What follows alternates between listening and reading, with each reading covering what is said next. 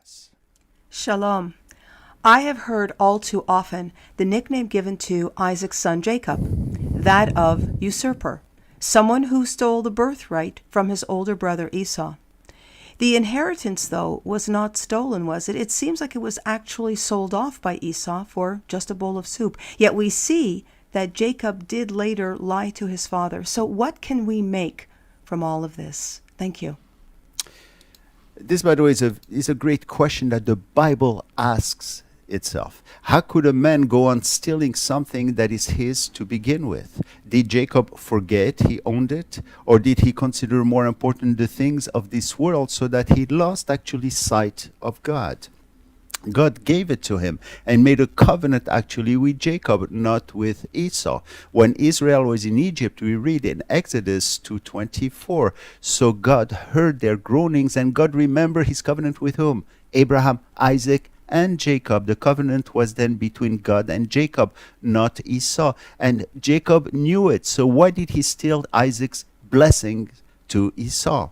So to answer this question, there's an exceptional chapter in Genesis where this incident is related and where we see that Jacob seems to have forgotten actually who he was. And let us not blame him too much, for he is very much a type of many of us when we also forget all that the Lord has given us and promised to us, and we act like Jacob, like Israel, of course, who forget God's covenant with them. So the place is in Genesis 27, and often overlooked chapter. This text must be among the many proofs that the Bible is the inspired word of God, because no one would write such an account of his own people. It is such a mess, really. Everyone is doing something wrong. Tempers flare up. Lies, accusation, character assassinations, it's all there. And these things are coming from individuals of great faith. We're talking about Isaac, about Jacob, about Rebekah. How could it be that people so spiritually minded could fall so low? Isaac, the one who typified so well the Messiah, as the one who was willing to be sacrificed on Mount Moriah, I don't know what happened to him. In this chapter, he's so enamored that he became, in love really with his son Esau.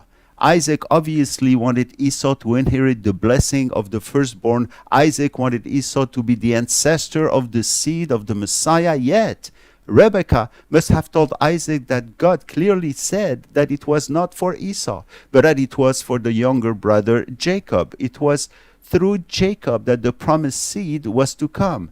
And Rebekah received actually the prophecy, but perhaps Isaac did not believe his wife, or perhaps he forgot. And Rebekah, seeing this, panics and forgets God as well, and takes upon her to fulfill the prophecy, but she does it through deceit. And what bold deceitfulness we read in there. And here is Jacob following every word, every commandment from his mother like a good Jewish boy.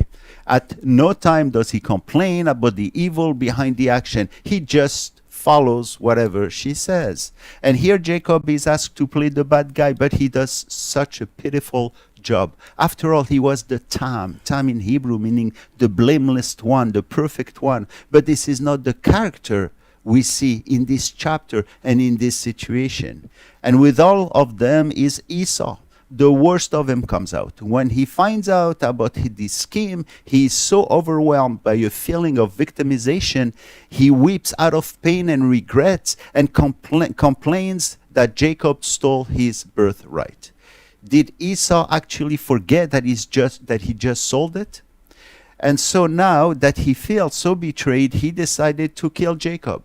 At which point Rebekah panics even more and sends away her beloved Jacob. And there the history of Jacob and his 12 sons, that is the nation of Israel, begins to take shape. This is how actually it happened. And God is so completely absent from this chapter. Man takes over.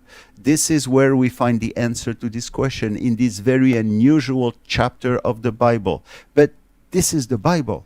All characters and events are genuine, are truthful. There's no cover-up. This is a book where the inner self of man is fully exposed. All of this is here for our learning, for our admonition. Isaac, Jacob, Rebecca. These are at times our names. They are our family. They are us. We, of course, do not have the time to go over this great chapter, but let me give you one point, the triggering element. Let's see how it all began. The chapter opens up with the main problem. Isaac has a preferred son, Esau, to whom he was ready to bestow the patriarchal blessing. Did Isaac forget that the blessing was prophesied to Jacob? This division was hinted in chapter 25-28, where we read, and Isaac loved Esau because he ate of his game, but Rebekah loved Jacob. You see, you have two clans in the same family, one against the other. This preference of a child over another is at the core of the problem. Isaac, being the head of the family, triggers this family feud. What happened to Isaac? I don't know, but one thing is clear, is that he was not walking with God at this time. When God is not part of a believer's life, when the word is forgotten, reality becomes distorted, strange thoughts grabs the mind, and bad judgments becomes part of one's life. Isaac, the man of faith, was about to go ahead on against this prophecy of God. This led, of course, Jacob to lie and to pay dearly for his action. For after this event, did you know that he spent 20 years away from home working for Laban in Mesopotamia because he feared his brother Esau? This is where Israel was born. This was the consequence of sin. I encourage you to look into the study of this great chapter 27 on Genesis on our website. When it comes to favoritism, let's not forget Yeshua, Jesus' example. Did you know that during his 3-year ministry, he knew from the beginning that one of his disciples was going to betray him? Yet, for 3 long years, none of the 11 had any clue that Judas Iscariot was not one of them. And so they surely could not see it through Jesus' behavior. He loved the 12 of them all the time and reservedly. How much more should we love our children and love them unconditionally? Isaac and Rebekah drifted away from this important precept concerning family and the children.